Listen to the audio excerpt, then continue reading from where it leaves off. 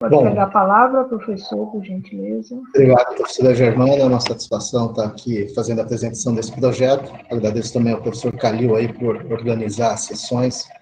Bom, então, falar rapidamente sobre esse projeto do Departamento de Administração, que é voltado à difusão de métodos quantitativos, principalmente para a sociedade em geral.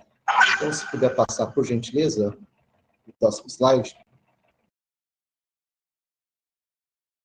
Então, assim, com relação especialmente na questão da Covid, nós temos ouvido na mídia curva exponencial, questões de escalas logarítmicas, aquele número básico de reprodução, né, dos epidemiologistas, o R0, médias móveis, simulação de casos e de mortes, modelos. Então, tem muita coisa saindo na mídia e não necessariamente as pessoas entendem ou compreendem esses dados aí, os resultados de algumas pesquisas. Então, a gente pode ver, assim, nos grupos de WhatsApp, Twitter, etc., que a mesma informação, o mesmo dado pode ser utilizado de diversas maneiras e de forma também a, muitas vezes, manipular a opinião da população. Próximo slide, por favor.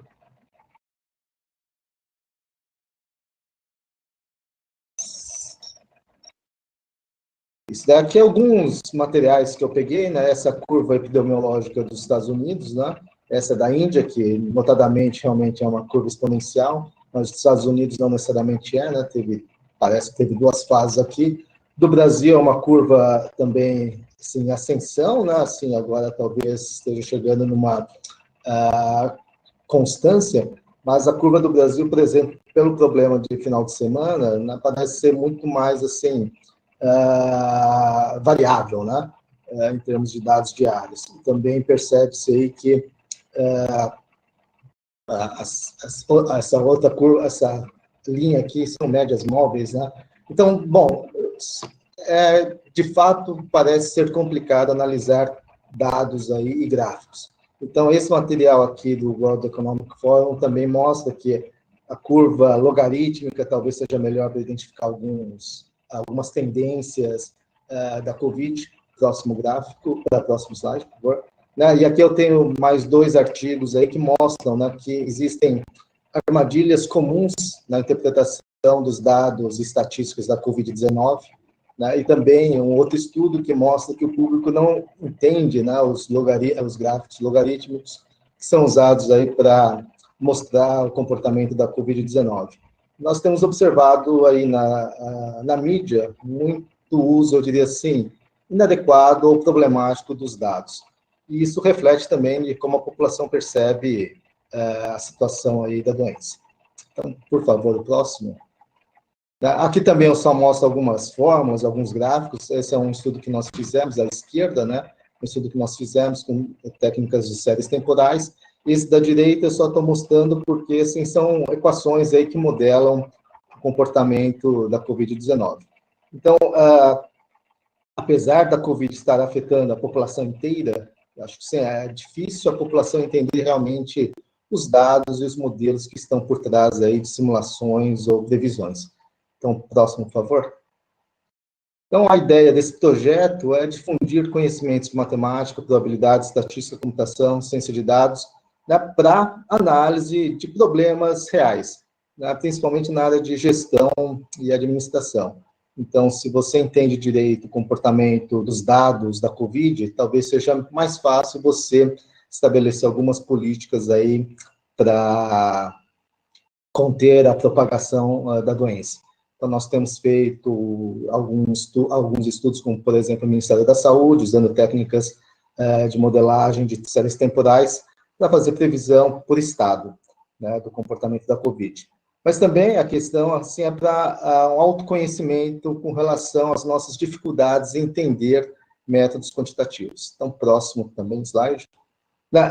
Eu não vou discutir cada um desses casos de forma completa, mas só para mostrar para vocês como as pessoas pensam de uma forma, eu diria assim, bastante problemática quando se vê em situações aí de análise de dados. Então, por exemplo, essa é uma pesquisa em que você tem um remédio e um placebo. A pesquisa foi realizada com uma amostra de 140 pessoas, 100 receberam remédio, 40 receberam placebo.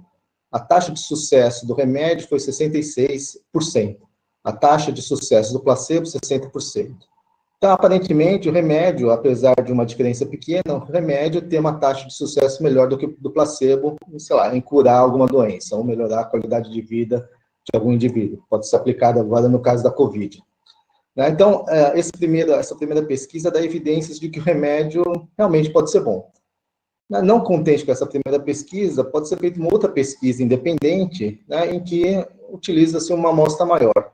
Então, 700 pessoas participam dessa pesquisa, 200 tomam remédio e 500 tomam placebo. A taxa de sucesso de quem toma o remédio é 90% e a taxa de sucesso de quem toma o placebo é 86%.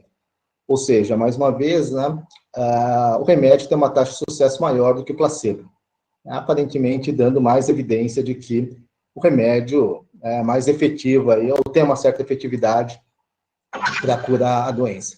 Note que é interessante que, assim, a gente não está preocupando com significância estatística nada, mas as duas pesquisas evidenciam aí que o remédio é melhor. No entanto, próximo slide, por favor. Se você for tomar em conjunto as duas pesquisas, ou seja, somar quem tomou o remédio, 100 pessoas mais 200, e o sucesso que elas obtiveram, 66 pessoas mais 180, você vai ver que a taxa de sucesso do remédio é 82%.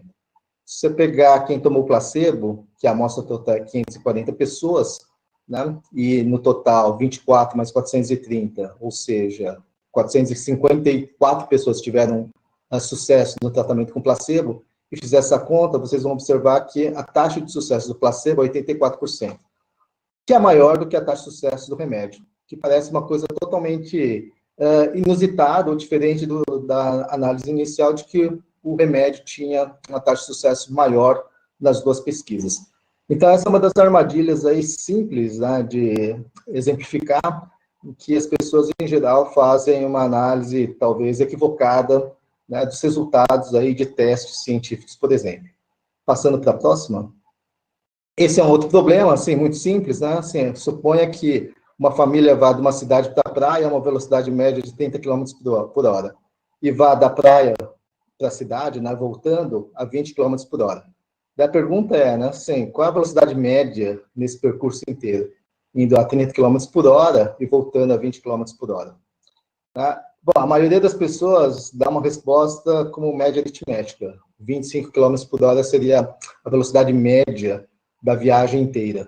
Na verdade, a resposta é 24. Não vou aqui demonstrar por quê, mas esse também é outro problema de tomada de decisão baseado em uma análise de dados aí que as pessoas fazem rapidamente, sem formalizar a conta. Então, eu diria assim, esse é um outro problema de tomada de decisão muito simples. As pessoas acham que simplesmente a média aritmética aqui resolveria esse problema, quando, no caso, a média mais adequada é a média harmônica. Bom, vamos para um outro exemplo. Esse é um exemplo interessante, que suponha que eu proponho um produto financeiro para vocês, no qual você pode ganhar R$500 ou perder R$500. O produto é o seguinte, a gente vai pegar 50 pessoas, uma amostra aleatória, e eu aposto, como banqueiro, eu aposto que nesse grupo de 50 pessoas, pelo menos 2 pessoas fazem aniversário no mesmo dia. Sei lá, 10 de julho. Então, eu estou apostando que em 50 pessoas tem 2 pessoas ou mais que fazem aniversário no mesmo dia, que há coincidência de aniversário. E se você entrar nesse produto comigo, você está apostando que não há coincidência de aniversário. Então, se houver coincidência de aniversário, você perde R$500, e se não houver coincidência de aniversários, você ganha os R$500. A pergunta é, você aceita esse produto? Em geral, as pessoas acham que num grupo de 50 pessoas é pouco provável que haja coincidência de aniversários. Então, em geral, as pessoas tomam uma decisão positiva com relação a esse produto. Elas acham que, entrando nesse produto, elas têm uma grande oportunidade, uma grande chance de ganhar R$500, porque não há muita probabilidade de haver coincidência de aniversários num grupo de 50 pessoas. Pelo contrário, se a gente for fazer a conta, existe 97% de chance de, num grupo de 50 pessoas, pelo menos 2 fazerem aniversário no mesmo dia. Ou seja, se você aceitou esse produto, só teria 3% de chance de você ganhar. Claro, eu não vou fazer a conta aqui, mas é um outro exemplo de como as pessoas tomam decisões ruins, analisando dados de uma maneira pouco estruturada. Finalmente, outro problema, próximo slide, por favor. Aqui talvez demore uns 15 segundos a mais, né? Mas, assim, esse é um problema também típico que já foi feito em várias experiências, e a ideia é tentar identificar, assim, quantas letras F existem nessa frase, né? E, então, sei lá, tirar 10 segundinhos para vocês contarem,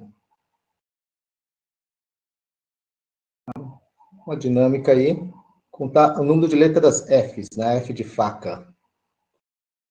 E daí, quando a gente faz essa dinâmica, né, a gente vê respostas 8, 9, 10, etc. E a questão é que existem 12 letras Fs nessa frase.